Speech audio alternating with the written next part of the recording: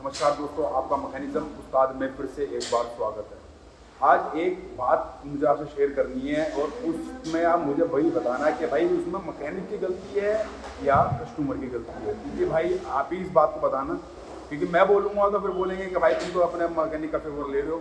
मैं देखो मैकेनिक का फेवर ले रहा, आपको जो बात मैं जन्म बता रहा हूँ।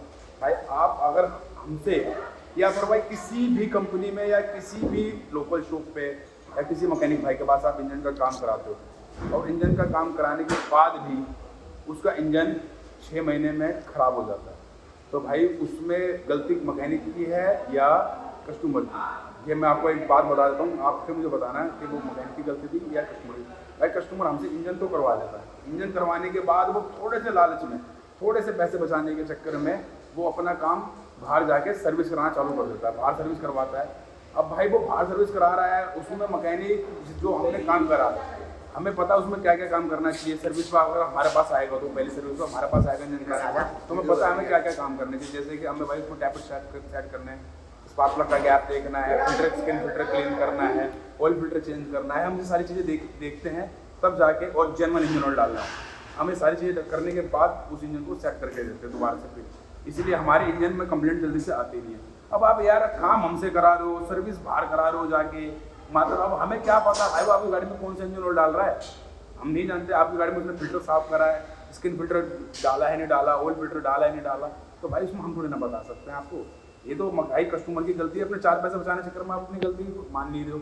और कस्टमर बोल रहा है भाई मैं तो इंजन आपसे बनवा के, अरे इंजन हमसे बनवा लिया है तो भैया सर्विस को आप बाहर ला रहे हो, हमें क्या पता वो आपकी गाड़ी में कौन सा ऑयल डाल रहा है, कौन सा फिल्टर डाल रहा है, हमें पता ही नहीं है, तो प्रॉब्लम आपकी गाड़ी में आनी।